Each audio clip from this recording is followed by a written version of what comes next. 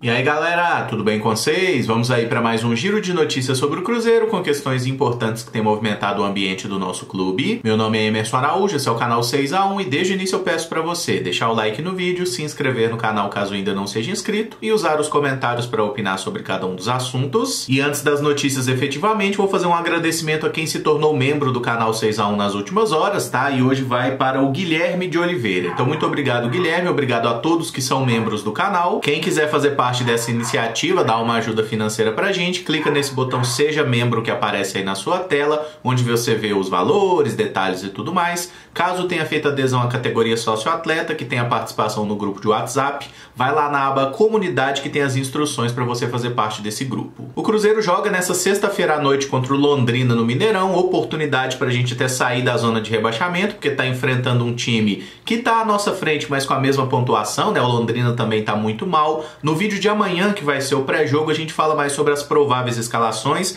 mas não deve ter muita novidade, tá? Vai ser a mesma estrutura de time que jogou no último sábado. O presidente Sérgio Santos Rodrigues falou com o programa Seleção Sport TV e pediu para a torcida acreditar, porque o time ainda mira a parte de cima da tabela. Na ótica dele, a nossa distância para o G4 hoje é de 2 ou 3 rodadas. Aparentemente, entre todas as áreas que o Sérgio mostra não ser competente, está também a matemática, né? Porque se o Cruzeiro está com 12 pontos na tabela e o primeiro time no G4, né, o mais próximo da gente, está com 24, a gente precisaria de, no mínimo, 4 rodadas para encostar nesse time, para empatar, fazendo aquela ressalva, né? Enquanto a gente joga, os outros times também jogam, não tem como a gente congelar os outros. E até onde eu fiquei sabendo, pelo menos, né, a vitória no futebol ela vale 3 pontos, tá? Então pra gente somar mais 12 pontos e chegar a 24, são 4 vitórias, né? E convenhamos que na maré atual, que o Cruzeiro não ganha 8 partidas, só Deus sabe em quanto tempo a gente vai conseguir chegar nesses 24 pontos. O Sérgio também confirmou que nós estamos com 2 transfer bans ativos no momento, um relacionado ao Arrascaeta e outro ao Riascos. Somando os 2 casos, o valor que a gente precisa pagar para voltar a registrar jogadores ultrapassa 13 milhões de reais. Isso aí a gente já estava sabendo, não é uma novidade, mas não deixa de ser preocupante, né? Porque em algum momento o Cruzeiro vai ter que buscar pagar essas dívidas, imagino que só para a próxima temporada, até porque esse ano não faz sentido a gente pensar em novas contratações,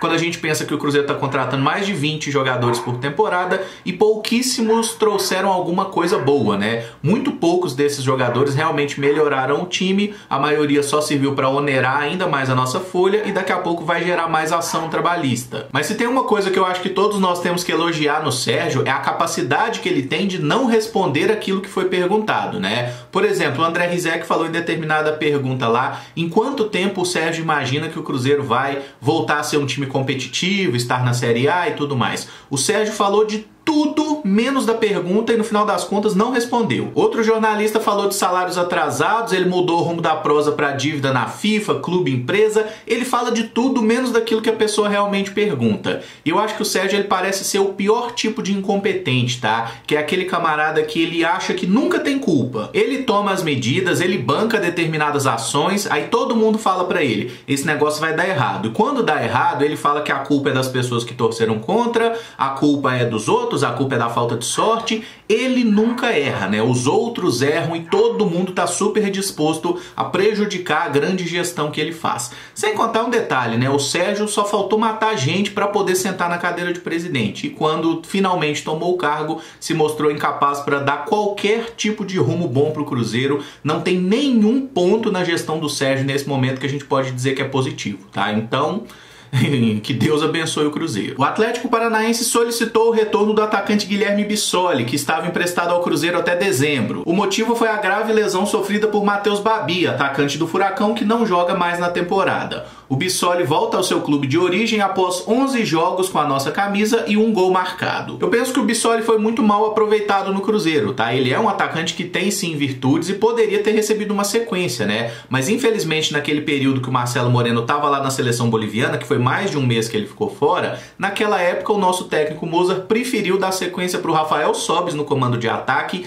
e aí vem a parte mais bizarra, tá? Desde o dia que o Bissoli estreou pelo Cruzeiro, que foi no segundo jogo da semifinal do Mineiro, até esse momento que ele vai embora do clube, o Rafael Sobis não fez nenhum gol, porque o último gol do Sobis foi exatamente na primeira partida da semifinal do Mineiro, né? Quando o Bissoli ainda estava ali negociando a sua chegada ao nosso clube, tá? Então, assim, foi uma passagem muito curta, eu não consigo dizer que o Bissoli vai fazer falta pro Cruzeiro, porque digamos que ele nunca esteve muito presente, né? Foi só um gol marcado, ele entrou em vários jogos ali, perdeu algumas chances, como essa na última partida aí, que ele chuta raspando na trave ali no final, mas eu não tenho dúvida que se o técnico tivesse dado sequência pro Bissoli, em vez de ficar insistindo com o Rafael Sobis no comando de ataque, provavelmente o Cruzeiro estaria melhor e o Bissoli teria feito mais gols, tá? Então, assim, essa coisa do Atlético Paranaense pedir de volta, é engraçado como o Cruzeiro empresta os jogadores e não pode pedir eles de volta, mas os clubes que emprestam jogador pro Cruzeiro tiram daqui na hora que querem. E na prática agora a gente fica com uma opção a menos para centroavante, né? Então a gente tem o Rafael Sobis, que faz muito mal esse papel,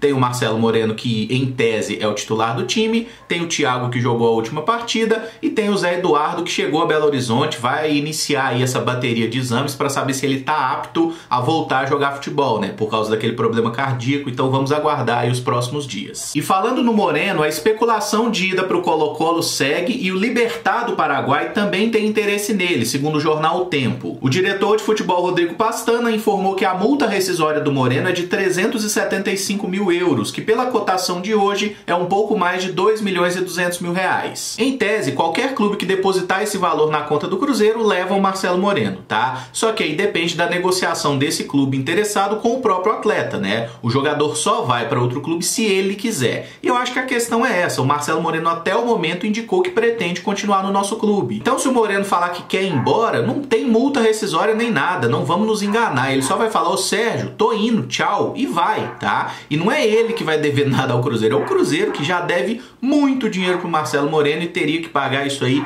em suaves prestações. Mas se ele não quer ir embora, se ele quer ficar no Cruzeiro, como eu acredito que até o momento quer, então ele vai seguir aqui. O jogador nunca vai para onde ele não quer. E nesse contexto em que o Bissoli deixa de ser uma opção, né? Então a gente tem aí o Marcelo Moreno como outro centroavante, o Thiago e eventualmente o Zé Eduardo. Mas a gente sabe que se sai o Moreno, o técnico vai voltar a usar o Sobis de camisa 9. Ele não vai botar um jogador jovem, né? Então nesse contexto todo eu torço muito para que o Moreno fique, tá? Porque com ele em campo, pelo menos vai ter alguém na área. E se for o Sobis de camisa 9, eu não tenho esperança nenhuma da gente ganhar. Felipe Augusto foi um dos jogadores a conceder entrevista coletiva na Toca da Raposa nos últimos dias. O atleta, que tem sido utilizado como ala esquerdo, defendeu a continuidade do técnico Mozart e disse ver evolução no time. Se ele tá enxergando evolução, talvez o Felipe Augusto precise de óculos, né? E talvez inclusive uns óculos possam até melhorar o desempenho dele dentro do campo. Mas sem gracinha agora, o jogador ele sempre vai defender o técnico que bota ele em campo, né? Técnico bom é o que me escala. E no caso do Felipe Augusto, que é um jogador notoriamente limitado, se tem um técnico que dá sequência pra ele, ele sempre vai defender esse camarada. Fato é que quando a gente analisa a posição, né, o Felipe Augusto em tese é um atacante que está sendo aproveitado como um ala esquerdo.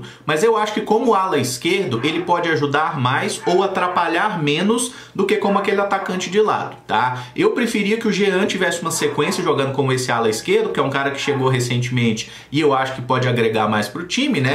Mas do jeito que a coisa tá caminhando, o Felipe Augusto vai seguir como titular mesmo. Essa bolinha aí do número 22, né? 2 patinhos na lagoa, deve continuar sendo sorteada aí no bingão do Mozart. A Prefeitura de Belo Horizonte anunciou a liberação de 30% de público nos estádios da capital. A medida deve valer a partir da segunda metade do mês de agosto e os torcedores precisarão apresentar o teste PCR de Covid, com resultado negativo, obviamente, né? Para acessar o estádio, além da obrigatoriedade de máscara e distanciamento.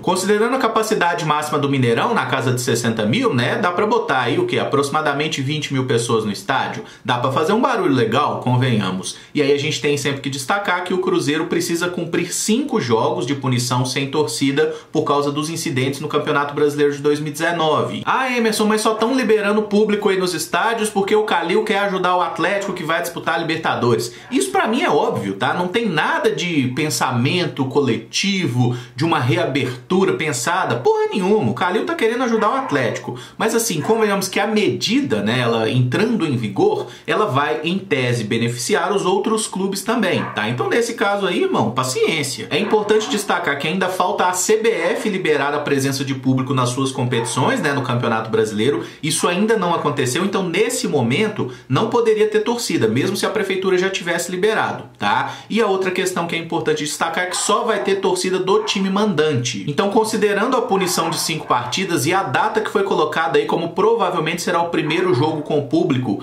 que é no dia 18 de agosto, o Atlético e River Plate pela Libertadores. A partir daí, jogando 5 jogos pra frente, a primeira partida que o Cruzeiro teria torcida no Mineirão seria o jogo contra o Botafogo na 30ª rodada da Série B. Isso deve acontecer provavelmente durante o mês de outubro, tá? Então vamos torcer para que tudo corra bem, que a gente não sofra com outra onda de contaminações, né? E que daqui a pouco a vida possa ir voltando ao normal e a presença de público nos estádios é parte disso. O Cruzeiro anunciou o lançamento de um documentário que conta a história da fundação e dos primeiros anos do nosso clube. Em Busca da História do Cruzeiro é dirigido por André Amparo e Gustavo Nolasco e trará mais detalhes dos primórdios da Società Esportiva Palestra Itália. O documentário vai ser lançado oficialmente nessa sexta-feira, conhecida como amanhã, tá? Às 7 horas da noite no canal oficial do Cruzeiro aqui mesmo no YouTube. Pelo que falaram, tem 70 minutos. Deve ser um conteúdo bacana, né? E convenhamos assim, que nesse momento a gente olhar para a história do Cruzeiro tá bem mais interessante do que olhar para o presente, né? Porque o nosso passado é muito bonito,